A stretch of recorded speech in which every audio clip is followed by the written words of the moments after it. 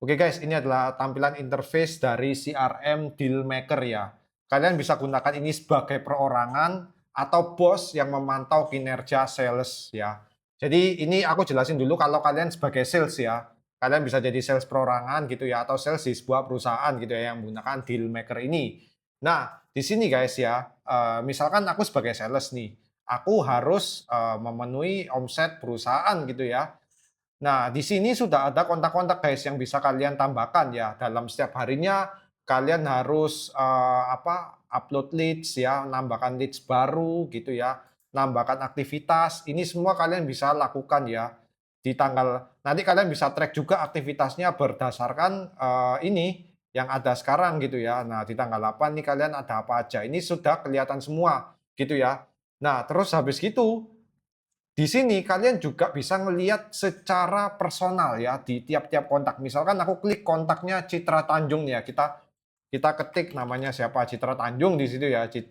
Nah, di sini, nah di satu kontak ini kalian bisa kelihatan recordnya di tanggal-tanggal tertentu ini kalian lagi ngelakuin apa aja, jadwalkan meeting apa, semua jurnalnya itu ke-record. Jadi kalian tahu progresnya dari dari awal masih jadi lead, sampai jadi prospek, sampai nego, sampai deal gitu ya. Di sini kalian tinggal nambahkan aktivitasnya. Nanti ini semuanya kerekap otomatis guys ya di bagian home gini. Nanti kalau misalkan dia order, kalian bisa input orderannya gitu. Jadi sudah simpel banget, kalian tinggal input-input dan perusahaan tahu gitu ya. Dan di sini kalian bisa lihat pantau kinerja-kinerja kalian gitu ya. Nah, itu kalau kalian sebagai sales ya. Nah, kemudian kalau kalian sebagai kalau kalian sebagai bos gimana? Misalkan kalian di sini sebagai owner gitu ya. Kalian sebagai owner, nanti kalian bisa login di ada modulnya lagi, modul owner ya. Misalkan ini aku logout ya. Ini kan tadi sebagai sales ya. Kita logout dulu. Kita ganti jadi ini loginnya master ya. Nah, ini halaman master guys ya. Total omsetnya ya. Ini kita picker dulu di bulan Mei misalkan gitu ya. Nah, ini kelihatan guys ya. Ini total omsetnya berapa, total closingnya berapa, terus sales-sales ini berapa omsetnya gitu ya. Dan di sini guys kalian bisa setting lagi ya. Nah, ini kontak-kontak juga kalian bisa cek ya. Kalian sebagai bos bisa ngeliat nih salesnya siapa, kontaknya siapa, salesnya siapa gitu ya. Kalian bisa filter juga ya. Misalkan kalian mau ngelihat kontak dari salesnya Cliff gitu ya. Nah, kelihatan guys, ya. Ini dari yang Cliff doang gitu ya. Nah, ini kelihatan kan. Terus dari sales siapa itu kelihatan dan statusnya apa gitu ya. Nah, kemudian ini ada arsipnya juga ya, arsip kontak yang pernah dihapus sama si sales gitu ya. Jadi kalian bisa lihat juga gitu ya. Kemudian ada target.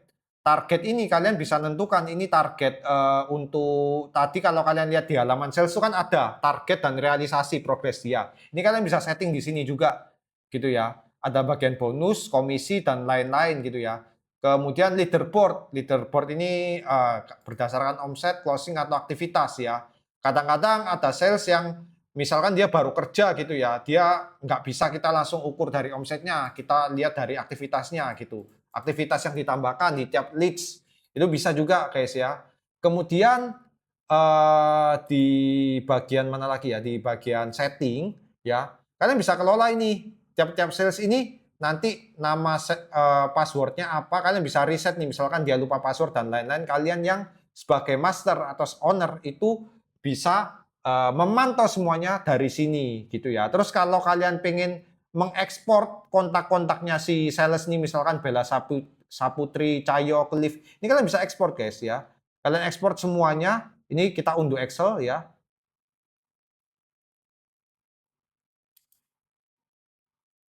Oke, nah ini sudah kita, nah nanti setelah kita unduh Excelnya, nanti semuanya udah masuk guys. Udah masuk, terus kita bisa cek gitu ya. Nah, kemudian kemudian ini ada impor sama ekspor semua data ya. Ini kalian kalau misalkan mau memulihkan semua data atau impor semua data itu bisa di sini guys ya. Bisa di sini. Kemudian eh, di bagian setting ini kalian juga bisa menambahkan pemberitahuan ya. Dan pemberitahuan itu apa? Misalkan nih misalkan ada salah satu sales ya yang kalian memang pengen kasih ingatan pengingat tertentu gitu. Misalkan, nah ini misalkan aku mau ngirim pemberitahuan gitu ya. Jangan lupa kejar omset kurang 30 juta lagi gitu. Misalkan ya. Nah, kirim pemberitahuan ke semua sales atau pilih sales juga bisa ya. Kalian bisa tentukan di sini. Nanti di dashboardnya dia kelihatan tuh pemberitahuan. Nah, kalian nanti bisa nonaktifkan dan aktifkan gitu. Kalian bisa batasi 7 hari, berapa hari, atau kalian mau buat tampil terus juga bisa gitu guys ya. Nah, kalian tambahkan, nanti keluar ini ada ini daftar pemberitahuan ya, notifikasi. Kemudian di sini kalian juga bisa setting guys. Kalian bisa buat ordernya atau omsetnya itu kalian harus setujui, kalian on kan atau off. Kalau off dia sales bisa nginput orderannya sendiri. Misalkan sales A nginput orderan senilai 10 juta itu dia nggak perlu ngasih dan langsung dianggap omsetnya langsung keisi di sini. Ini juga bisa gitu guys ya. Cuma karena ini di on kan, nanti tiap ada order, nanti kalian ada notif ini, kalian bisa ACC gitu ya. Kalian bisa ACC orderan-orderan yang masuk gitu. Ya kira-kira seperti itu ya guys ya. Kemudian dasar perhitungan komisi ini kalian bisa juga tentukan dari yang sudah terbayar atau omset nilai ordernya. Kayak gitu-gitu ya. Oke guys, semoga membantu.